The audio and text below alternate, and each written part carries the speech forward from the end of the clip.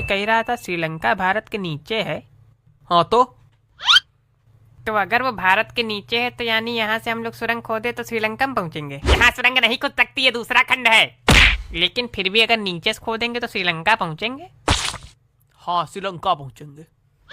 तब तो वीजा लेके जाना पड़ेगा सुरंग में।